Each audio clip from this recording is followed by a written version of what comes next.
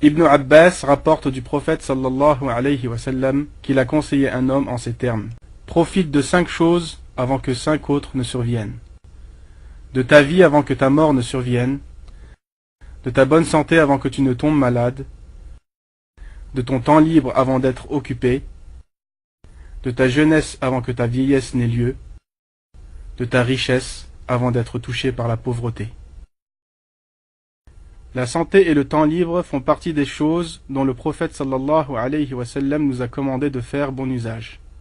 De ta bonne santé avant que tu ne tombes malade, de ton temps libre avant d'être occupé. Ainsi, la bonne santé est une couronne posée sur la tête des bien portants que seuls les malades perçoivent. Et le temps libre est un trésor pour qui le détient, chose perçue que par les personnes débordées d'activités qui ne trouvent plus un moment pour eux. Profite de ta bonne santé avant que la maladie ne survienne. Profites-en, non dans les tentations de ce monde, mais dans l'adoration de ton Seigneur, par l'accomplissement de bonnes actions. Profite donc, ô serviteur d'Allah, de ta santé, et utilise-la pour jeûner le jour, prier la nuit, aller à la mosquée, voyager à la recherche de la science, être bon envers ses parents, son conjoint et ses enfants, faire preuve de générosité aux gens qui t'entourent, notamment les pauvres. Profite de cela avant d'être éprouvé par la maladie. Tu désireras alors jeûner, mais tu ne le pourras plus. Tu voudras prier debout, mais tu n'en auras plus la force. Tu tenteras d'aller à la mosquée, mais tes jambes failliront. Tu voudras faire du bien à tes parents, mais ils seront déjà décédés. Et tu regretteras alors les jours passés, où tu étais capable de faire tout cela, mais tu l'as délaissé. Remplis donc ton temps libre avec ce qui te sera bénéfique le jour de la résurrection parmi les bonnes actions, avant d'être occupé. Et alors, au beau milieu de ton occupation, tu espéreras pouvoir disposer d'1 heure pour lire un livre, ou assister à un cours, ou visiter tes parents. Mais tu ne le pourras pas, et tu regretteras alors ce que tu as perdu comme jour, voire ce que tu as perdu comme année. Et sache, ô serviteur d'Allah, que si tu utilises ta bonne santé et ton temps dans l'obéissance à Allah, puis que tu tombes malade, les bonnes œuvres que tu avais l'habitude de faire étant bien portant, te seront tout de même comptées.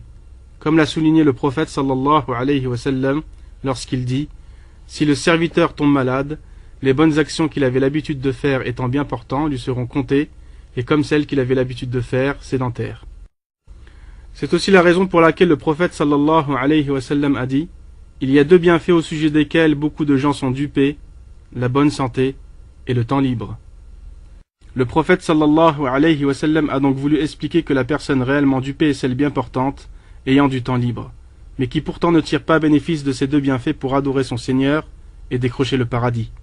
Quiconque donc utilise son temps libre et sa santé dans l'obéissance à Allah, c'est bien lui le bienheureux. Quant à celui qui les utilise dans la désobéissance d'Allah, il est certes dupé, car le temps libre est toujours suivi de l'action et l'occupation, et la maladie fait toujours suite à la santé. Deuxième partie, la maladie. وَلَنَبْلُوَنَّكُمْ بِشَيْءٍ مِّنَ الْخَوْفِ وَالْجُوعِ وَنَقْصٍ مِّنَ الْأَمْوَالِ وَالْأَنفُسِ وَالثَّمَرَاتِ وَبَشِّرِ الصَّابِرِينَ الَّذِينَ إِذَا أَصَابَتْهُم مُّصِيبَةٌ قَالُوا إِنَّا لِلَّهِ وَإِنَّا إِلَيْهِ راجعون. Bien que les maladies soient amères et pénibles, Allah subhanahu wa ta'ala y a mis des sagesses et beaucoup de bénéfices. Certains les connaissent et d'autres ne les connaissent pas. D'où la parole suivante du messager d'Allah sallallahu alayhi wa sallam. L'affaire du croyant est étonnante. Tout ce qui lui arrive est un bien pour lui. S'il lui arrive une chose qui le réjouit et qu'il remercie, c'est un bien pour lui. Et s'il lui arrive un mal et qu'il patiente, c'est un bien pour lui. Et ceci n'est possible que pour le croyant. Urwa ibn Zubayr, radiyallahu anhu, se plaignit de la gangrène. On le lui coupa alors de son genou tout en étant silencieux sans crier. Et la même nuit, un parmi ses fils tomba d'un toit et mourut. Urwa dit alors, « Ô mon Seigneur, louange à toi. Ô mon Seigneur, louange à toi. Ils étaient 7. Tu as pris un parmi eux, et tu m'en as laissé 6. J'avais 4 extrémités, les pieds et les mains. Tu m'en as pris une, et tu m'en as laissé 3 autres. Certes, même si tu prends, c'est toi qui as donné, et même si tu éprouves, tu m'as aussi octroyé la bonne santé. Le prophète sallallahu alayhi wa sallam a dit également: aucun musulman ne subit un mal comme la maladie ou autre, sans qu'Allah efface ses péchés comme l'arbre perd ses feuilles. Les douleurs sont souvent une purification qu'Allah envoie par sa sagesse aux vrais croyants, afin de leur soustraire ce par quoi leur esprit est captivé parmi les plaisirs de ce monde. Et il se peut qu'un mal se révèle utile.